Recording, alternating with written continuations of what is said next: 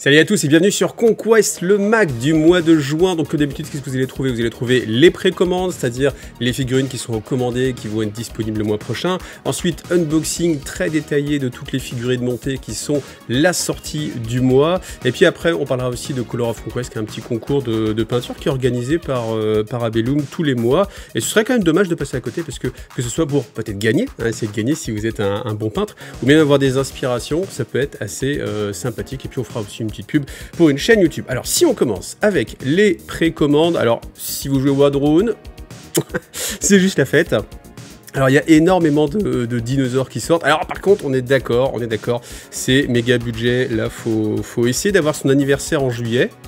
Ça tombe bien, ou alors faut essayer d'anticiper, je sais pas, le Noël ou quelque chose comme ça. Alors si vous jouez Wadrone, ou si vous ne jouez pas encore Wadrone, faites attention parce que ça peut être vraiment très tentant, parce qu'on a énormément de dinosaures. Alors on va tous les regarder. Donc bien sûr, celui qui est le plus avancé, c'est le Tontor. Alors ce qui est une sorte de brachiosaure. Alors il existe en deux versions. Il y a la version Tontor, vous voyez, donc on voit avec les grosses défenses sur le côté. Et encore une fois, je me dis, le jour où cette figurine avec les défenses énormes sort aussi, il faut imaginer que c'est une sorte de mammouth qui doit exister, donc ça va être aussi colossal. Je sais pas si ça sortira un jour, mais en tout cas je pense que c'est un petit indice.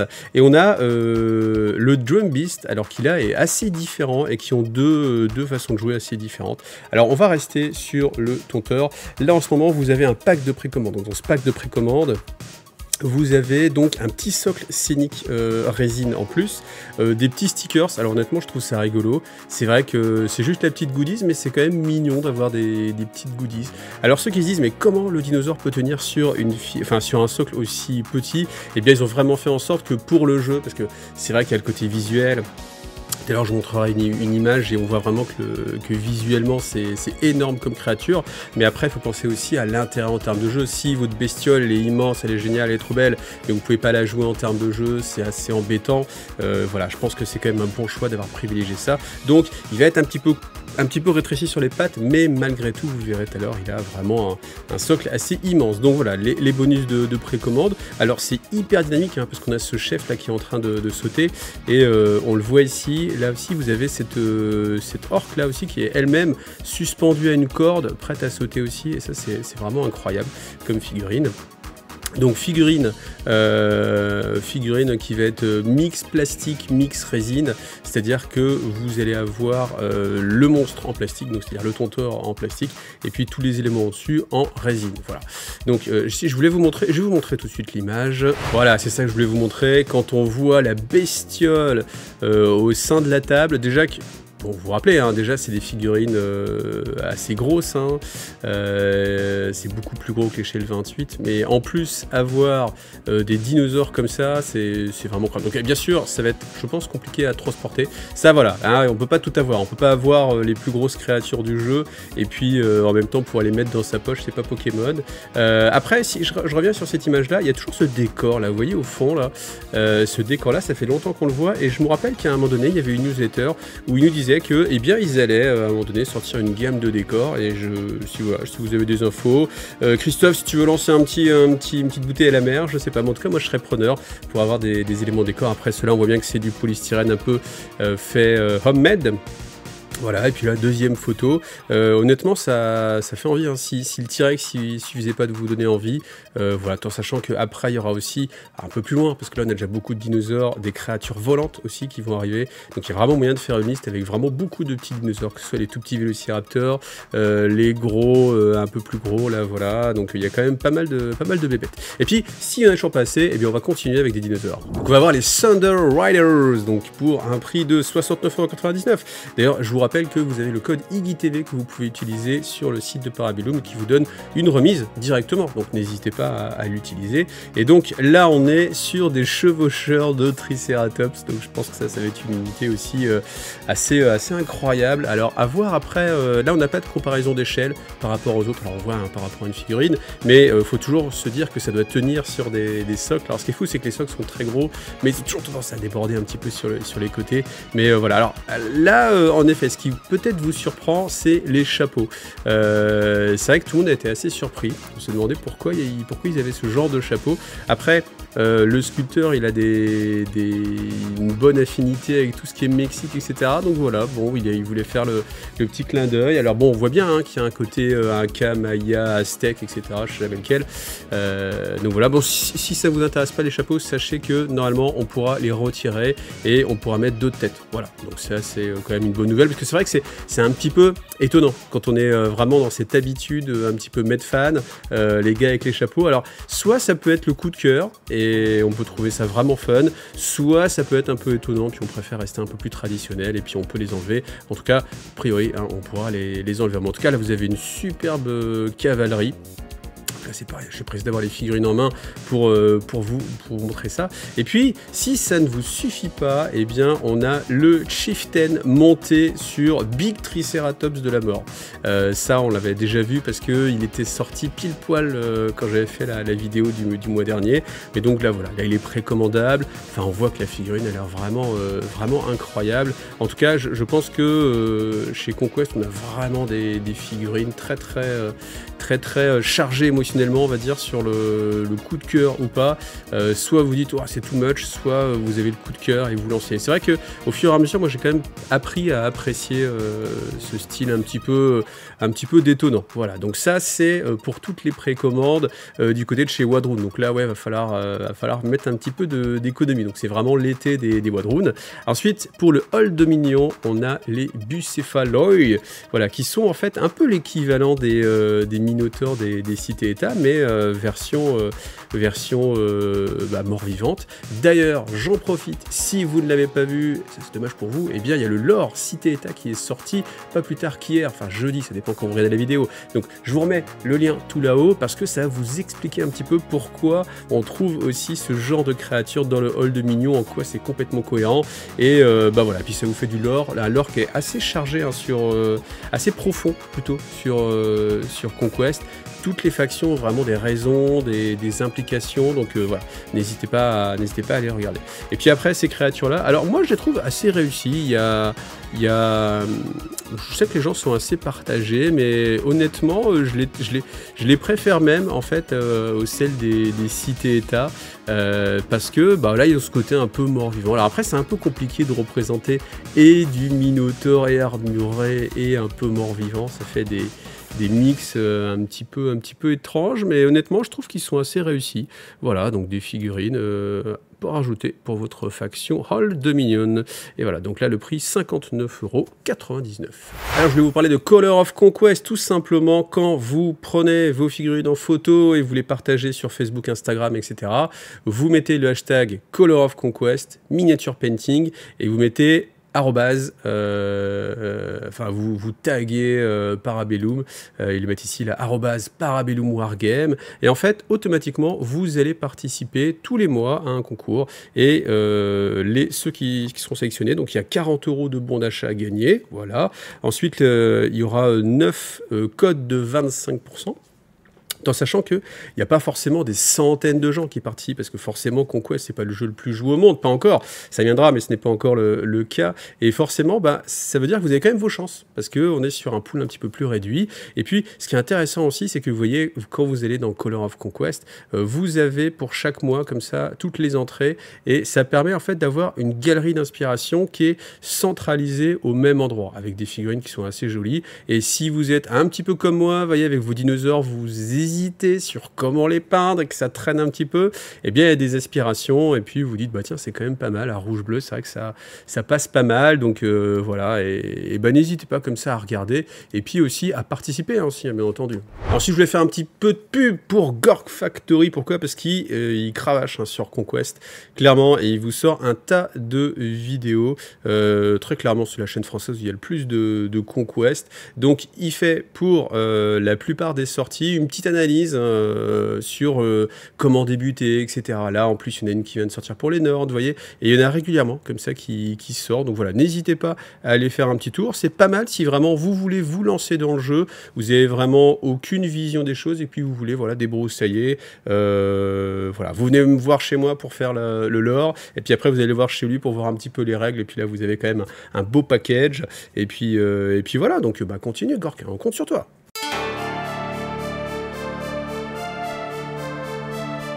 Donc comme j'ai reçu la boîte, cette fois-ci, bah, j'en profite pour vous montrer la boîte. Donc c'est un officier, le Hetairos, voilà. Donc il n'y a pas de petit dessin sur le côté, c'est un peu dommage. Je pense que si vous avez un beau rayonnage, c'est pas mal d'avoir un petit dessin pour que les gens puissent retrouver facilement. Voilà, donc en tout cas vous avez un code couleur, je vous mets la boîte, ça peut permettre justement de le repérer malgré tout plus facilement en rayon.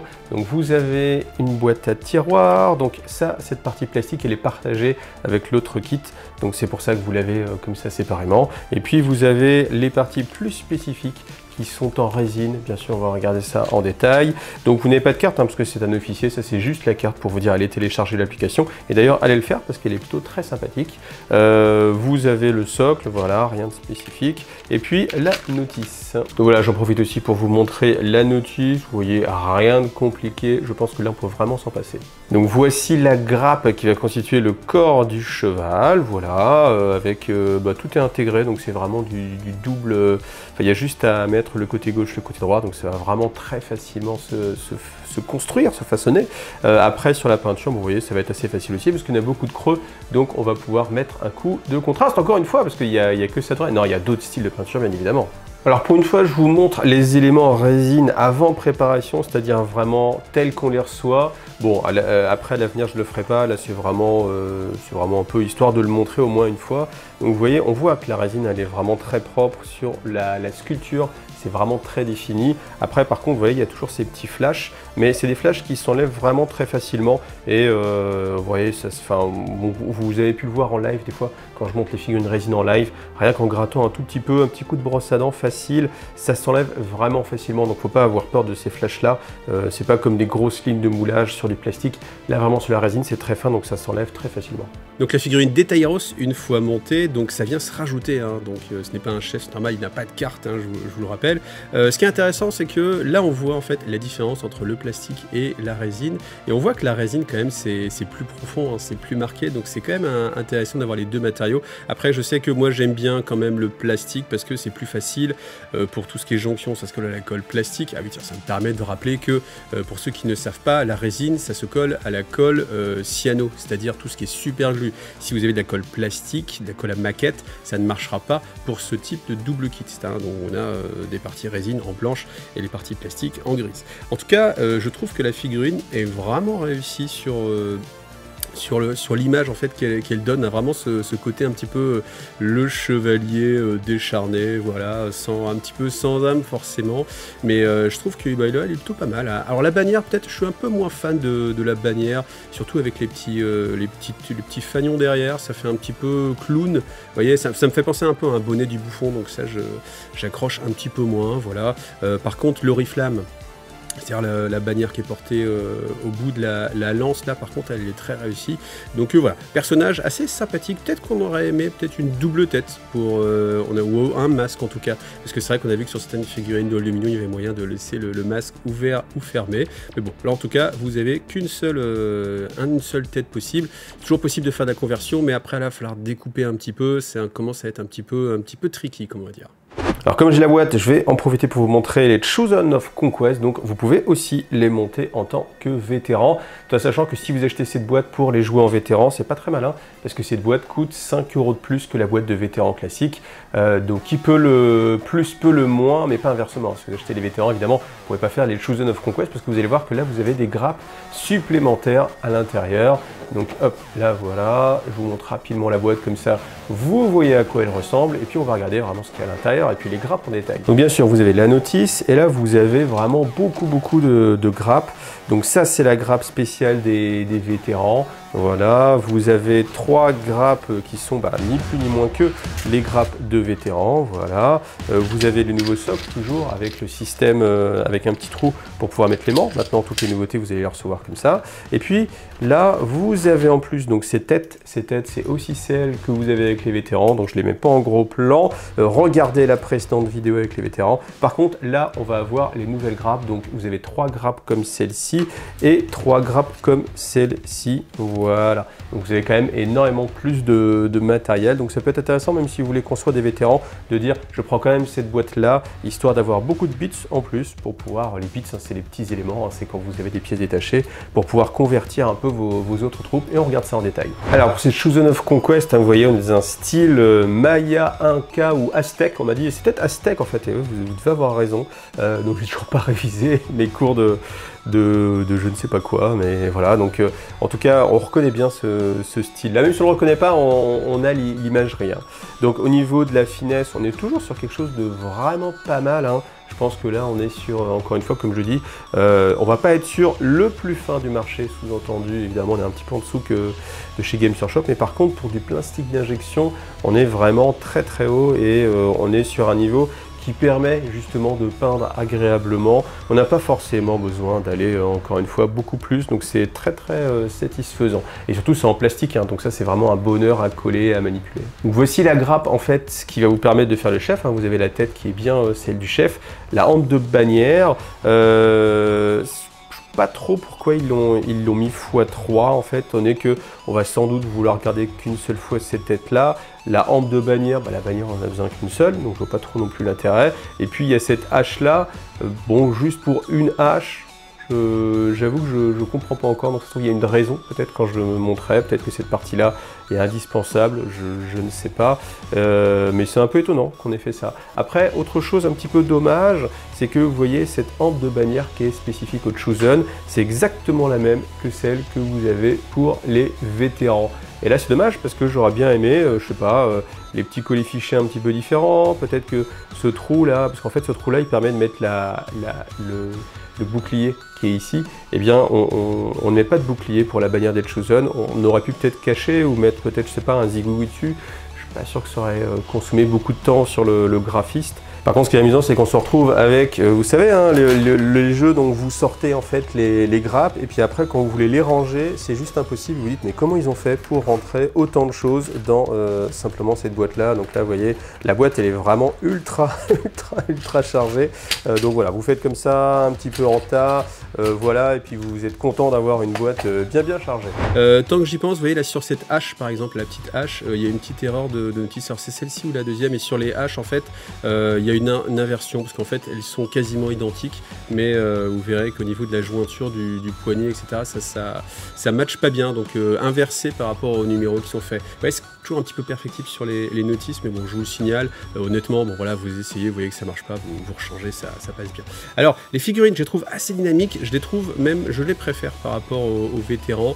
J'aime pas trop en fait les boucliers des vétérans là, étant donné qu'ils n'ont pas les boucliers, ils sont plus dynamiques, on apprécie plus la structure en fait du personnage. Les armes aussi, elles changent pas mal parce que là on arrive vers des armes qui sont très engagées dans une esthétisme, dans l'esthétisme justement, un Kamaya Aztèque. Voilà, je sais jamais lequel, un jour je saurai.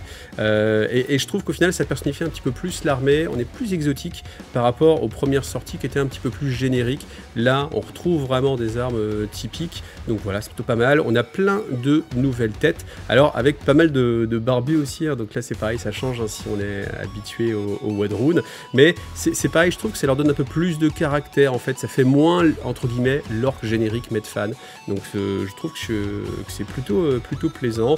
Alors après, bon voilà, ils dépassent quand même encore un petit peu des socles, là je les ai tous étalés. Dites-moi aussi si vous préférez avoir juste par exemple 4 figurines sur un socle, ou avoir toutes les figurines séparées comme ça. Voilà, bon en tout cas, vous les verrez sans doute un jour dans un rapport de bataille sur la chaîne. et puis voilà, plutôt une belle entrée, parce que, encore une fois, je vous dis, ça caractérise bien l'armée, et on va vers quelque chose avec une plus grosse thématique. Alors oui, après, juste cette bannière, comme je l'ai dit, je suis pas fan, parce que c'est un peu la même que celle des vétérans, c'est un petit peu dommage. Bon, j'ai rien coupé, mais il n'est pas dit qu'un jour, à la peinture, il y a un petit coup de pince coupante qui passe pour couper l'épée. Déjà, ça prendra moins de hauteur quand on les range, et puis ça les différenciera aussi un petit peu plus. Alors là aussi, comme j'ai la boîte des Steelforge, eh bien, je vous la montre. Voilà, donc vous avez quelque chose qui est assez impactant sur le design. Vous voyez, sur le côté là, sur les grosses boîtes, on a tout de suite la figurine, donc ça permet de l'identifier directement. Donc là, hop, on ouvre, on en profite, hein. Donc vous avez la notice, voilà.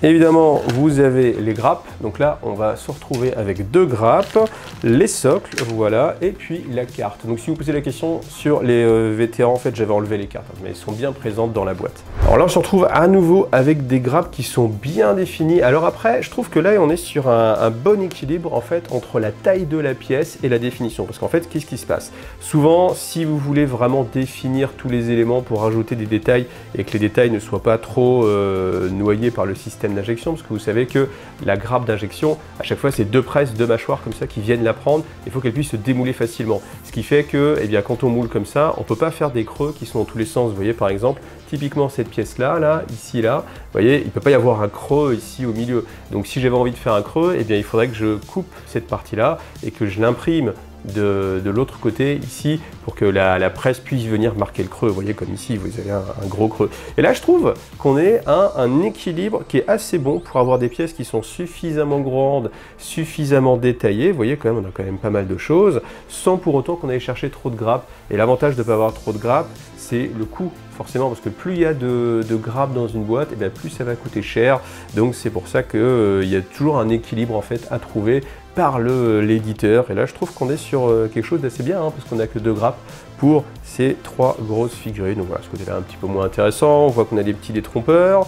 Voilà. Et la deuxième grappe, donc moi j'aime beaucoup tout ce côté un petit peu mécanique, à voir une fois monté, parce que c'est vrai que sur l'illustration, en fait je trouve que les figurines peintes, eh ben, ça trahit un petit peu la sculpture, pas forcément positivement ou négativement, mais c'est que ça influe en fait à votre compréhension de la figurine, et sur des figurines qui sont très détaillées. Et là il y a quand même beaucoup de parties, on n'est pas sur quelque chose de très lisse, ou même ici, là vous voyez ça, qui peut s'apparenter en fait à une sorte de tête. Et bien sur la peinture de la figurine, ça peut être un petit peu difficile de l'identifier. Donc voilà, je vais les monter bien évidemment et vous allez pouvoir les voir en détail, non peintes, pour vous faire une bonne idée. Alors les Steelforge, j'avoue, je sais pas trop quoi en penser en fait. Je me disais, bon, quand j'aurai les figurines en main, j'arriverai mieux à me représenter un petit peu ce qu'ils sont. Je trouve qu'ils sont très détaillés, et en fait, vous voyez, là, à les revoir, ils me font une meilleure impression que quand je les avais tout de suite montés, parce que je trouve qu'il y a quand même pas mal de détails.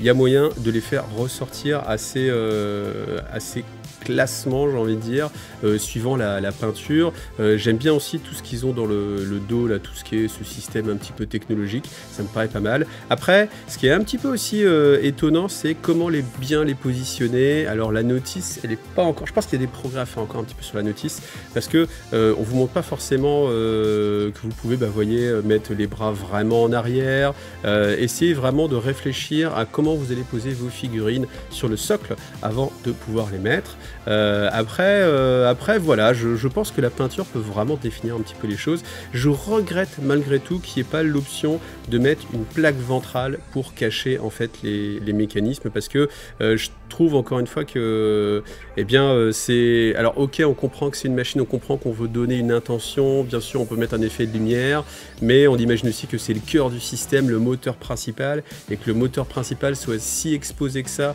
à une attaque, parce que c'est quand même des machines de combat.